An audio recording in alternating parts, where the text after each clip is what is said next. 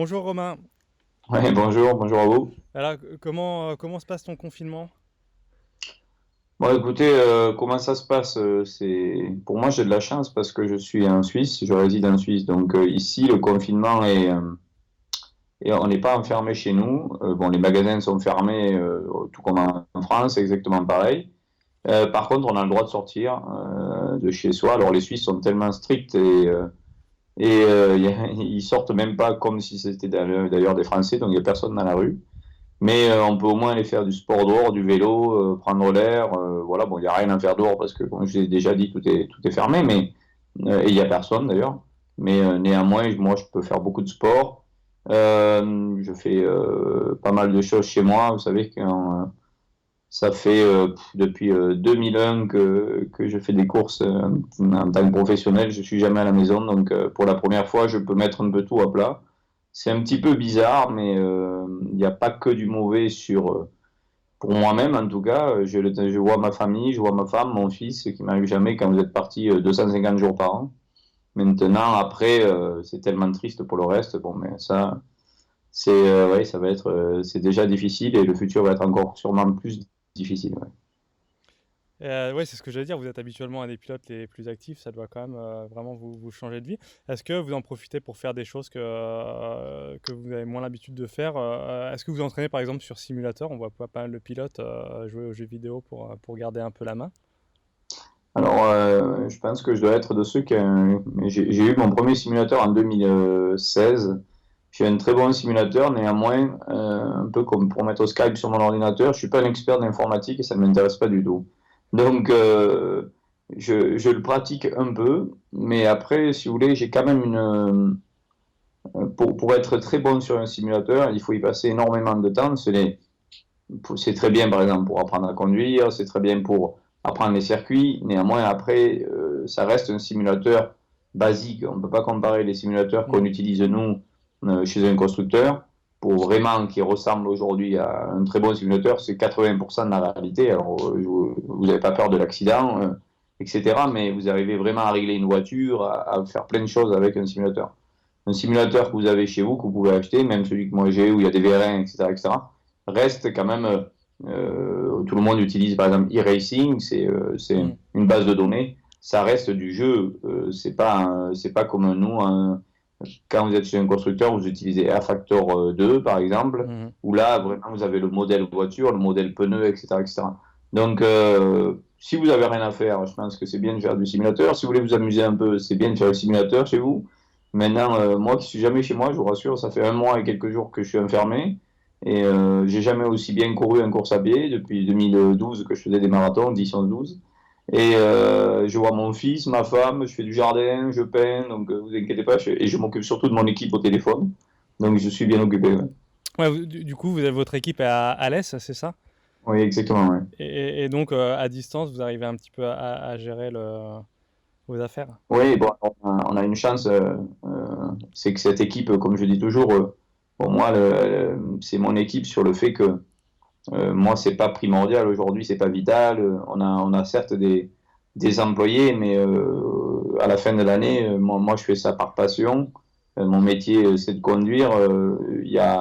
Si ça arrive à payer les charges et les employés, je suis tout à fait content. Et disons que j'ai pas à mettre de ma poche. Aujourd'hui, on a cette force-là comparé à, je Mhm. pense, 99,9% des sociétés en France qui, eux, vont vraiment, et c'est terrible, très mal vivre ce problème de virus en Mhm. termes financiers.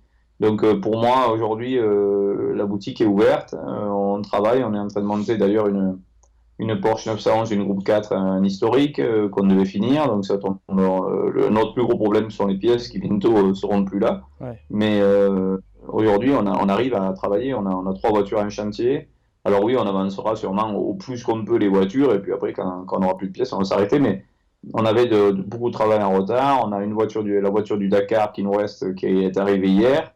On est allé la récupérer, donc on peut quand même avancer. Donc pour le moment, c'est une chance de pouvoir continuer. Et puis donc tous les matins, moi, grosso modo, je donne un peu des directives par Mhm. téléphone. Brice, mon associé, lui, est sur place. Oui, ce matin, on a déjà fait des mails, etc. On a des essais fin de semaine prochaine. Alors, vous allez me dire comment vous faites des essais, puisqu'on n'a pas le droit de sortir. mais on roule sur un aérodrome. En ce moment, il n'y a pas beaucoup d'avions vous avez vu, qui sont dans les airs, donc on utilise un aérodrome pour faire des essais de ligne droite. Donc on fera ça vendredi prochain. Alors moi, j'y serai pas, mais vous savez, pour faire de la ligne droite, mon père ou le Mhm. mécano est tout à fait capable de conduire. Vous, sur place, vous avez une voiture à entretenir ou à bricoler chez vous? Ah non, moi ici, j'ai rien malheureusement. Alors, bon, j'ai une très bonne voiture de fonction avec Porsche. J'ai pris une GT3 RS ces derniers temps. Mais bon, vous savez, en Suisse, sur la route, il faut pas s'amuser à faire l'imbécile. Donc, je fais attention. Et puis, par contre, non, j'ai rien dans le garage. Ça fait vraiment un petit moment que je me dis, ici, il faut que je laisse une voiture de rallye. Et puis, comme ça, je pourrais faire les rallyes régionaux autour de la région, là. Et j'ai une idée d'en amener une bientôt, mais bon, pour le moment, de toute manière, vous voyez bien mes calendriers ces dernières années, Mhm. pour de temps qui, j'ai pas trop de temps à côté. Et là, votre calendrier donc, est un peu bouleversé. On vous a vu au Dakar en début d'année. Vous étiez attendu à Spa avec Rebellion pour les 6 heures de Spa. Quel va être normalement votre programme pour la saison à venir? Bah là, autant vous dire que c'est vrai que tout est bouleversé. C'est un peu dingue d'ailleurs parce que ma première partie de saison jusqu'au mois de juillet était vraiment très très très intense, avec des courses quasiment tous les week-ends. Donc ça comprend des courses en GT avec Porsche, dont l'IGTC. Je suis déjà allé à Bathurst cette année, donc le Dakar. Mais l'IGTC, le GT World Challenge, ex-Blancpain, j'ai toujours du mal à le dire, mais voilà. Et donc les 24 heures de Nürburgring, les 24 heures de Spa, plus Rebellion, plus Volkswagen. Donc jusqu'au mois de juillet, j'étais vraiment au taquet. Et puis en fait, jour après jour et semaine après semaine, eh ben, avec du blanc correcteur, j'ai effacé sur mon calendrier toutes ces courses. Celle qui restait encore à annuler, malheureusement qui a été annulée, était le Mans Classique début juillet. Mhm. Et là, en fait, aujourd'hui, j'ai reçu un mail hier de Porsche qui me dit qu'on aura un point sur nos calendriers personnels mi-mai. Bon, après, concernant le WEC avec Rebellion ou Le Mans, ben, si la course a lieu à Spa, Spa, mais ça me paraît un petit peu incroyable. Et après, Volkswagen, au milieu de tout ça, ben, on doit aussi faire des events et des records ensemble. Le seul problème, c'est ce qui me fait très peur, c'est que maintenant, ben, il va rester très peu de week-ends et tout le monde va vouloir faire ses courses dans ces week-ends-là, les mêmes week-ends. Et je ne sais pas comment je vais faire pour me diviser. Hein, je suis pas... Donc, oui, ça, c'est pas cool pour vous. J'espère qu'on va courir, qu'on va rouler jusqu'au mois de décembre et que tout le monde va être content et que tout le monde va trouver sa course dans le calendrier, mais j'ai du mal à y croire quand même. Bah, justement, nous, on vous attendait au Tour Auto Optique 2000 sur une Porsche 356 Carrera Herbert. J'espère que ça sera toujours d'actualité. Avec, normalement, le Tour Auto sera organisé du 31 août au 5 septembre. Mhm. J'espère que ça Ouais, rentrera. j'ai vu la nouvelle date. Ce qui est sûr, bon, déjà, je devais faire cette année, donc, enfin, oui, je dois. Enfin, le Toronto à date initiale, j'étais capable malheureusement de faire les 3 premiers jours, Mhm. parce qu'après ça tombait le même week-end que Spa en WEC. Donc, et après, j'avais un équipier de luxe ou un changement de pilote, Changement de comme vous pièce. voulez, qui était Jacques Almeras, qui était prévu malheureusement. Ben, donc, c'est tout remis à zéro. Donc, attendons de voir les nouvelles dates. Maintenant, si je peux le faire, bien sûr, ça sera avec plaisir, on me connaissait. Donc, si je peux venir m'amuser, en plus, c'est quelque chose que j'ai jamais fait. J'en entends souvent parler par des amis, des clients, etc. Donc, pour moi, c'est pas mal aussi d'aller explorer un petit peu ce genre d'épreuve. Vous savez, quand je fais des épreuves tout le temps, je me dis, est-ce qu'on pourrait pas faire ça pour l'équipe Mhm. ou montrer ça ou de voir de nouvelles personnes, de nouveaux teams, de nouveaux formats, de nouvelles compétitions, c'est toujours intéressant quand même. Ça peut toujours donner des idées en tout cas. Ouais, je crois qu'il vous manque vraiment le Tour Auto Optique 2000. On vous a vu, il me semble, au Tour de Corse historique au Mille Miglia. Donc, c'est un peu la troisième épreuve qui vous manque, hein. Ouais, ouais, bon après le Tour de Corse, c'est une épreuve sprint. Là, je devais faire le Tour auto en régularité, Ouais. comme la Mini-Miglia que je fais tous les ans. D'ailleurs, je devrais en principe aussi, si le calendrier marche, la refaire cette année. Mais c'est complètement différent sur le fait, en régularité, hormis si je prenais Denis Giraudet, mon copilote habituel en rallye, qui lui, maintenant, est aussi un féru de régularité. Moi, je suis pas très bon en régularité. À la Mini-Miglia, c'était très long les journées.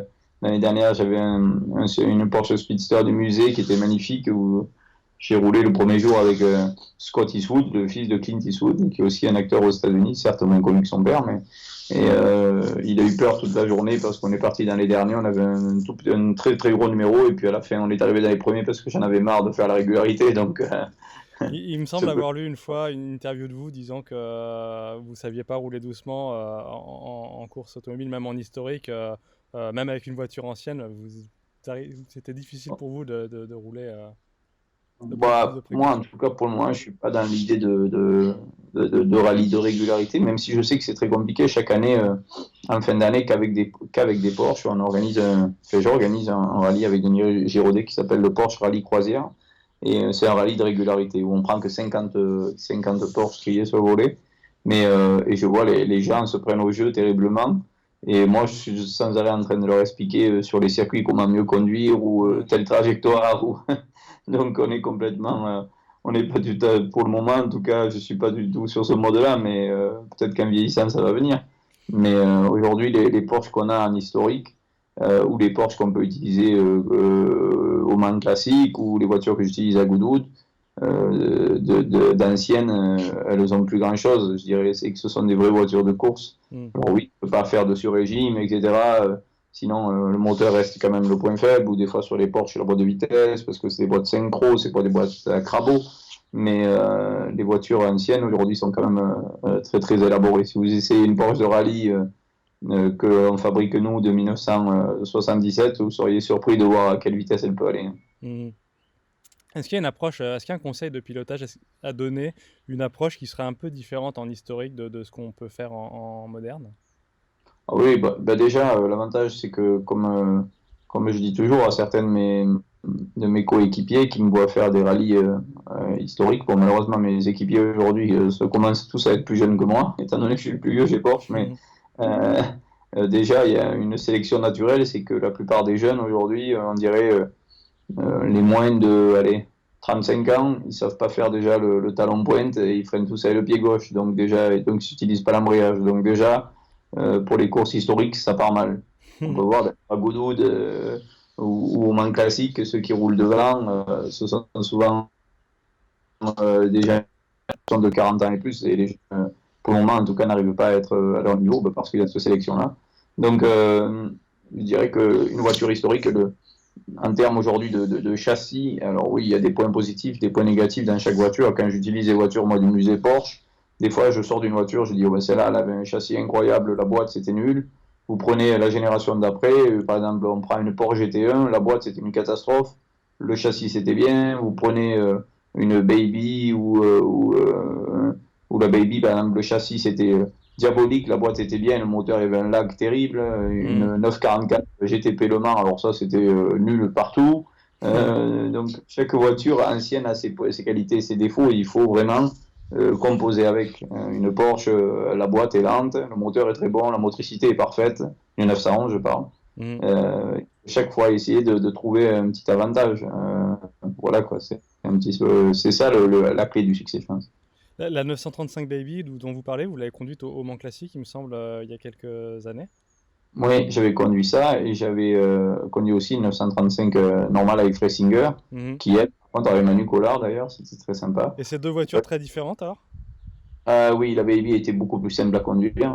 La 935, par contre, elle avait vraiment c'était une catapulte, la voiture. Le moteur était terrible. Il y a un trou énorme en bas, c'est un biturbo. Par contre, quand les turbos dans une Audière se mettent en route, déjà de rester à fond dans une Audière, c'était déjà un challenge.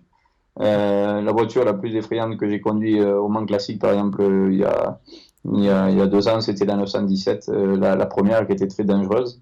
Freysinger avait amené ça, et ça, je peux vous dire que même moi, je rigolais pas du tout au volant de cet appareil-là. Je mettais la quatrième dans la ligne droite et ça m'allait bien. Et à l'époque, les pilotes étaient des vrais gladiateurs, ça, Ouais. ça on peut le dire. Parce que, Justement, racontez-nous un ça. peu celle-là, parce que même à l'époque, les premières 917, la 269, même les pilotes de l'époque qui étaient quand même des vrais casse-couilles, qui étaient habitués au danger de mort, avaient peur de cette voiture. Donc quand on vous a vu il y a 2 ans au Mans classique sur cette voiture, ça paraissait dingue qu'un pilote moderne monte là-dedans, quoi. Ben, c'est un peu dingue ce que vous me dites, vous avez raison, parce que au même moment, on a fait une séance de signature au PEC, au centre Porsche. Et donc il y avait Gérard qui était là, Larousse, il y avait Derek Bell de mémoire, Van Lanep qui était là, etc. Et tous, ils sont venus me voir, ils m'ont dit, mais tu veux mourir? Alors moi je dis, mais qu'est-ce que vous me dites? Mourir? Je suis là pour m'amuser. Il me dit, mais cette voiture, c'était la voiture pour mourir, il faut surtout pas monter là-dedans. Et c'était assez surprenant, même leur réaction, Ouais. tant d'années après, ils se rappellent très bien que cette voiture-là était terrible.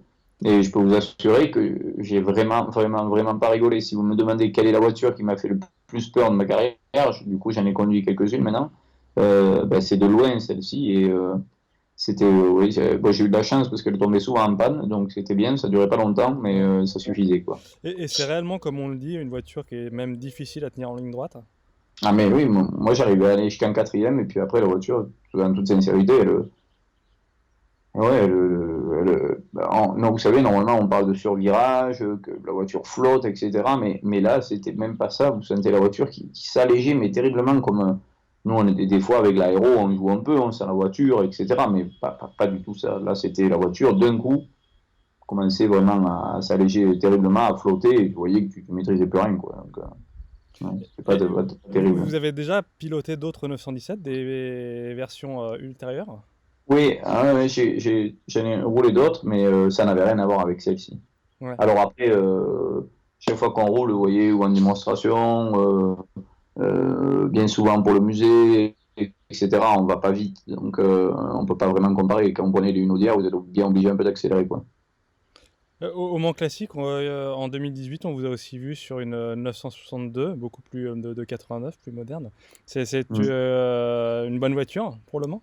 Oui, oui, ça c'est par contre, à partir de là, ça commence à être, ça commence à être des voitures vraiment sympathiques. Malheureusement, on pourrait dire que, ben, comme un historique aussi, on fait une rallye. Je veux dire, par là, il y en a qui sont vraiment de l'époque en termes de conception. Aujourd'hui, il y en a qui le sont beaucoup moins en termes de préparation. Donc, on peut pas, c'est assez difficile de juger performance, etc., entre l'une et l'autre. Mais par contre, c'est une voiture où dedans, tu sens vraiment qu'il y avait eu un effort de fait sur la sécurité, etc., etc. Et oui, non, là, ça commence à être des voitures qui m'ont fait rêver, d'autant plus que quand j'étais gamin, la première voiture d'endurance que je me suis assis dedans était la 962 des Almeras, où j'avais 7-8 ans. Et je me rappelle de ça comme si c'était hier. Donc quand je me suis mis dedans, j'étais vraiment content. Et pour l'anecdote, je devais faire le Mans classique avec cette voiture, avec son propriétaire, donc avec Manfred Fressinger. Et quand il a essayé de rentrer dedans, étant donné qu'il est quand même un Fort. petit peu rond, on va dire comme ça, ou fort, en fait, il s'est aperçu qu'il passait pas à la porte, donc j'ai fait la course toute seule. Ouais, et c'était une voiture magnifique d'ailleurs, elle était en état quasiment neuf, hein, c'est ça? Oui, bon, avec Fressinger, c'est toujours des voitures très très belles. Ouais. Et vous avez fait vos premières 24 heures du Mans en 2001. Et les Mm. voitures à l'époque qui gagnaient, on peut parler par exemple de la Bentley Speed 8 qui courait à l'époque. Ce sont des voitures qu'on voit maintenant en historique, en Endurance Racing Legends. Mm. Quel effet ça vous fait de voir ces voitures-là rouler en histo? Bon, c'est assez dingue parce que c'est des voitures, si on prend l'exemple de la Toyota, la GT1, la Bentley, euh, euh, si on réfléchit quand même, c'était grâce au règlement, hein, ces années-là, les voitures les plus belles, pour moi en tout cas, de l'endurance, même si on revient dans les années 60, etc. Je trouve que oui, les 917 c'était très joli, les 932, il y a eu plein de voitures qui sont.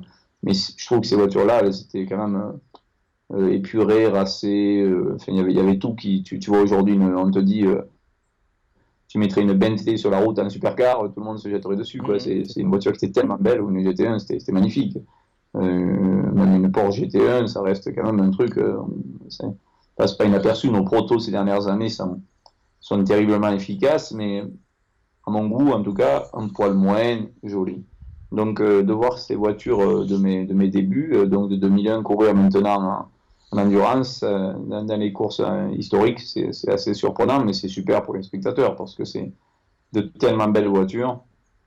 Et je pense que les voitures jusqu'aux années à peu près 2007-2008 sont quand même très belles. Et après, je dis toujours l'ère Peugeot, quand moi j'étais chez Audi, donc 2009, où là les voitures étaient quand même pas, étaient diesel, c'était quand même pas non plus, ça faisait pas rêver, quoi, ça fumait noir. Mm. Quand tu démarrais ça dans les stands, t'as les yeux qui piquaient tellement que le filtre à particules ne marchait pas. Niveau sonore, oui, mais en forme, elles étaient quand même belles, hein, ces voitures. Mais par contre, en forme, voilà, quand on est passé ces années-là, Peugeot a fait que d'un coup, la technologie a vraiment fait un énorme step.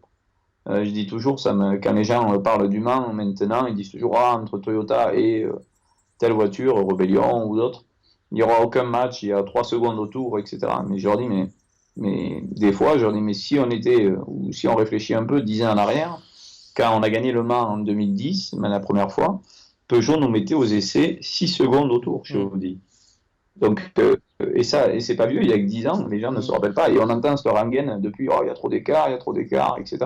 Mais en fait, à la base de l'endurance, tu sais jamais ce qui peut se passer.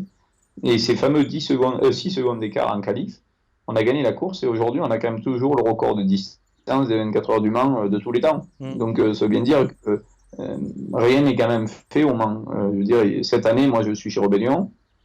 Certes, sur le papier, on ne peut pas gagner. Maintenant, il n'y aura que 2 Toyota. S'il pleut, on ne sait pas ce qui peut se passer. Vous savez, une erreur de pilote, une personne que l'on double qui fait une erreur qui vous rentre dedans, et puis une course, une voiture est finie, et puis ça peut aller tellement vite. Rappelez-vous, les 3 Toyota qui ont abandonné une année, en 20 minutes, ils avaient plié les 3 voitures. Donc, on ne peut pas prévoir. Et c'est ça la magie du Mans. Il ne faut pas que les gens partent en se disant c'est déjà plié, parce que sinon il n'y a aucun intérêt, quoi. Enfin, c'est nul, quoi. Et justement, pour rebondir sur ce que vous dites, le fait que les 24 heures du Mans se déroulent en septembre cette année avec une nuit qui va être beaucoup plus longue, est-ce que selon vous ça peut un peu bouleverser, rendre la course très très animée avec beaucoup de rebondissements peut-être? Bon, moi, ce que j'espère déjà, c'est que c'est lieu, que ça soit en septembre, comme je dis toujours, en octobre ou en novembre, ou même jusqu'au 29 décembre, j'espère que ça va avoir lieu. Pourquoi? Bah, parce que je vous donne cet exemple-là qui paraît un peu fou, mais vous savez, il existe le rallye Monte Carlo en janvier et le rallye sur asphalte, donc en janvier avec de la glace, et le rallye du Japon en fin novembre en WRC. Et au milieu, vous avez le Kenya, vous avez le rallye d'Allemagne, vous avez le rallye d'Espagne, vous avez la Finlande. Enfin voilà, donc à la fin du compte, je pense que ça paraît un peu dingue ce que je dis, mais aujourd'hui, la priorité cette année, en tout cas, c'est que pour moi, et ce que j'espère, c'est que le Mans ait lieu, point barre, que ce soit en septembre, en octobre, en novembre ou en décembre. À la fin du compte, je pense que si on a un Le Mans déjà, on pourra tous s'estimer heureux. Et après, que les conditions soient plus difficiles, ben, écoutez, à la fin du compte, c'est au pilote de s'adapter. Moi, si ça se trouve, je vais faire une bêtise et puis je vais la mettre dans le rail parce qu'il pleut et parce qu'il fait froid et que les pneus ne chauffent pas, ben bon, ben voilà, ben, ça fait partie du jeu, point barre. Nürburgring, 24 heures, des années, on a gagné. Il y a 2 ans, j'avais 2 minutes d'avance, ça m'est jamais arrivé en 15 éditions, j'ai jamais rien cassé. Et sur lui, je suis allé direct dans le mur et je me suis arrêté là. Ça fait partie du jeu, mais il faut juste espérer que la course ait lieu. Je veux dire, on a fait les 24 heures à Nürburgring des années où il y a eu, ou même plein de fois, où ils ont arrêté la course tellement qu'il y avait de brouillard. Et voilà, quoi. Donc, moi, en tout cas, je me dis, si on le fait, ça sera déjà une chance. Vous parliez tout à l'heure de la 911 GT1. Est-ce que c'est une voiture que vous rêvez de piloter au Mans Classique en Endurance Racing Legends? Ouais, alors c'était une voiture quand j'ai roulé avec où le châssis était très bien, le moteur était pas mal. La boîte, par exemple, ça c'était, comme je l'ai déjà dit, terriblement nul. Et le même jour que j'avais essayé cette voiture, ou quelques jours différents, j'avais essayé une 905 de chez Peugeot. Et là, par contre, je peux vous dire que le châssis, c'était juste incroyable. Cette voiture-là, quand j'avais essayé ça au Castellet, ça ressemblait à un proto moderne. C'était super agile, c'était... donc, encore une fois, comme je l'ai expliqué déjà il y a 10 minutes, ce genre de voiture, ben, comme toutes les voitures, et les voitures actuelles, c'est la même chose, vous avez des qualités et des défauts. Alors forcément, les années passant et les ingénieurs aidant, les défauts sont de plus en plus petits, mais je peux vous dire, si vous me demandez quelle est la meilleure voiture que vous ayez conduite de votre vie, je ne vais pas vous dire celle que j'ai gagnée les 24 heures du Mans, parce que c'est pas vrai. Donc, donc il y en a d'autres avec lesquelles on a fait d'autres choses et qui étaient beaucoup mieux à conduire, quoi. On se demande toujours par rapport à ce que vous dites si en historique les voitures roulent aussi vite à l'époque. Donc vous pensez qu'elles sont tellement bien préparées que peut-être elles roulent aussi vite qu'à l'époque, voire même un peu mieux? Ah ben nous, en tout cas, enfin, un circuit, je pense que ça roule tout aussi vite qu'à l'époque, ça c'est sûr. En rallye, je peux vous affirmer qu'une Porsche Group 4 que l'on prépare va beaucoup plus vite qu'à l'époque. Aujourd'hui, à titre d'exemple, en 2016, quand je faisais le Tour de Corse historique, on a fait la même spéciale que les WRC faisaient quelques mois après. Mhm. Et on s'est permis, avec une Porsche Groupe 4 de nuit, à faire le 22e temps du WRC. Donc, juste derrière les 4 roues motrices et devant toutes les 2 roues motrices qu'il y avait en WRC, les deux roues motrices actuelles avec tous les jeunes. Et nous, en plus, on faisait la spéciale de nuit. Donc, autant vous dire que Ouais. le groupe 4 aujourd'hui, en rallye bien amené, va très vite. Pourquoi les pneus sont meilleurs qu'à l'époque, Mhm. les freins, les plaquettes sont meilleurs qu'à l'époque, les amortisseurs sont meilleurs qu'à l'époque, Mhm. les moteurs sont tout aussi bons que l'époque, puisqu'en fait, tu dois respecter un cahier des charges, en fait, ce qu'on appelle une fiche d'homologation, mais les matériaux ont évolué. Mhm. Donc, donc, dans tout ça, il n'y a que du positif partout. Ouais, d'accord. Et est-ce qu'il y a encore une voiture, vous avez conduit énormément de voitures historiques, est-ce qu'il y en a encore une que vous n'avez jamais conduite et dont vous rêvez de prendre le volant? Oh oui, oui, il y en a pas une, il y en a plein. Bon, si on parle circuit, effectivement, conduire alors historique plus ou moins tard. Moi, je pense que pour moi, en tout cas, mon âge et mon expérience fait que, vous voyez, conduire par exemple la 917, etc. J'ai aussi conduit la Can-Am une année, etc. Euh, pour moi, là, ça commence une 906, 908, 910. C'est beau parce que c'est un mythe pour moi. Oui. Mais par contre, c'est un peu trop vieux à mon sens, à mon goût. Ce qui commence à me plaire, c'est effectivement à partir de la GT1 et toutes ces voitures-là, ça commence à être des voitures vraiment qui ressemblent aux voitures que l'on connaît actuellement. Et ce qui me plairait, oui, c'est conduire une Bentley, par exemple, ou la Toyota GT1, pour voir justement ce qui était. Une Mazda, par exemple, une vieille Mazda, un moteur rotatif, ça me plairait, parce que ça fait un beau Mhm. bruit. Euh, Ah bah, mais, on devait en avoir une, enfin l'original au Mans Classique cette année, et j'espère qu'elle viendra l'année prochaine. Peut-être le moment de poser sa candidature. et donc, au moins classique, c'était il y a 2 ans, c'était rigolo quand j'ai vu cette voiture avec le moteur qui était une turbine derrière, là. La Homet. Ça m'avait impressionné. Mais donc voilà, à la fin du compte, il y a plein de voitures que j'aimerais essayer en rallye, des voitures de quelques années ou historiques, il y en a plein aussi. Donc, non, j'ai pas fait le tour encore. Et enfin, une dernière question. On est tous confinés, et on s'occupe nos journées, nos soirées avec peut-être des lectures ou des films. Est-ce que vous avez quelque chose à conseiller à nos auditeurs, hein, quelque chose qui vous a plu particulièrement? Alors moi, comme quoi le confinement pour le moment m'a pas encore vraiment attaqué, si on peut dire ça comme ça, et par chance, c'est que je regarde jamais la télé, et parce que quand je rentre, comme je l'ai expliqué, très peu chez moi, ben, je passe du temps avec ma famille, et là pour le moment, j'ai commencé à regarder une série sur Netflix là, qui s'appelle Drive to Survive, je crois, Mhm. qui est une série de F1, et j'ai trouvé ça tellement nul que j'ai regardé 2 séries et je me suis arrêté. Donc c'est tellement surfait que je voyais pas du tout l'intérêt de regarder ça. Ouais, Euh, c'est très storytellé, quoi. voilà, donc après le film sur Senna, etc., je l'avais déjà vu dans l'avion. Donc je regarde plus de films dans l'avion d'ailleurs que chez moi.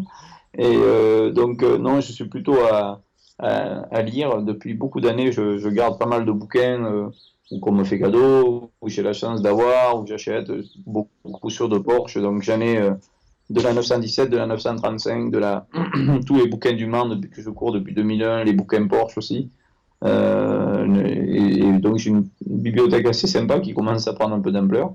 Et sur la 956, 962, des bouquins qu'a écrit Jean-Marc Tessel, beaucoup.